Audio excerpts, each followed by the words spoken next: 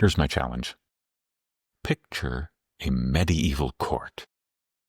When I was a kid, a lot of the best stories were all about a king or a queen sitting on the throne high up in a castle.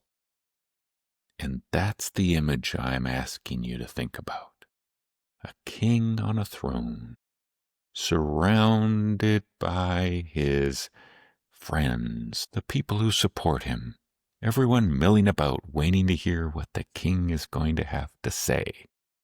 The center of power. The king on his throne in a castle. So why are we putting that image in your brain today? Because that is how Canada is governed. And you say, whoa, Jim, we're a democracy. You know, we officially have the King of England as the head of state, and that king is represented by the Governor General in Canada. Oh, yeah, that's just the symbolic part, with the monarchy being a tiny check in what is supposed to be a parliamentary democracy. Except here's the dirty secret, and that is that Canada doesn't work as a true democracy anymore. Now, just for a moment, I acknowledge that every time we have an election, there is a moment where the population could make one big decision. And yet, really, in Canada's history, it's always Team Red or Team Blue that comes out at the end of those election cycles. And those are the two teams that currently have kings on the throne. So, when you think about it, my brother from another mother, Andrew Coyne, he's written an excellent guidebook to all of this. And in his book, Crisis of Canadian Democracy, he spells out all the arguments I was working hard to make in the last federal election campaign.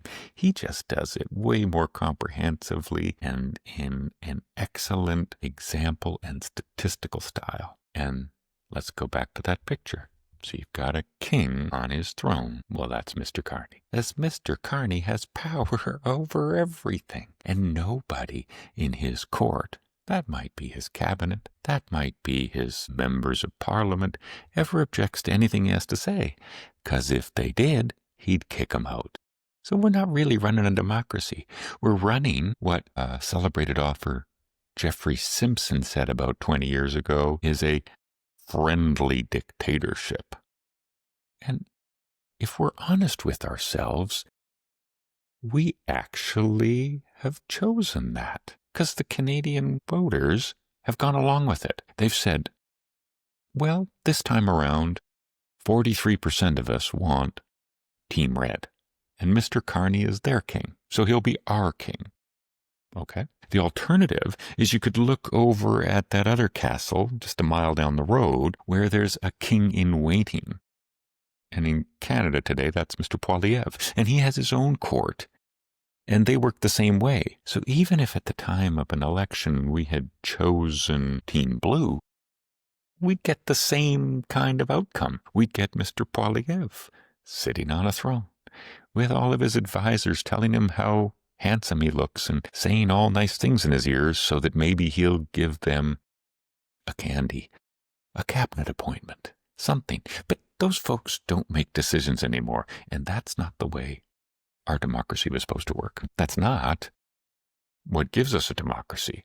If we just let those guys, sometimes it's gals, but in Canada it's mostly been guys, those guys make all the decisions, appoint everybody, put their stamp on all the things and never let anybody do anything to dissent, then we don't have a functioning democracy. And it's how it leads to all the cynicism, and it's how it led to 10 years of really wretched rule by King Justin Trudeau and took Canada down a really bad pathway. But there's hope. And what would the starting point for that hope be? Well, it's one simple switch. And it's one simple switch, the Canadian Democracy Edition. So what is that? make members of parliament matter again. But we have to all decide that. We have to all decide that we want it. And you know who the first 343 people who have to decide that are? The actual members of parliament who exist right now, because they actually have the power as a collective to make this whole system work better. And you might say, oh, Jim, spell that all out for me. Well, hit subscribe, because I'll do it over my subsequent videos. We're going to do it in parts. I think it's a big topic. If you haven't been spending a lot of time reading and thinking about it lately, then it's a little bit much to absorb for an introductory video like this right now.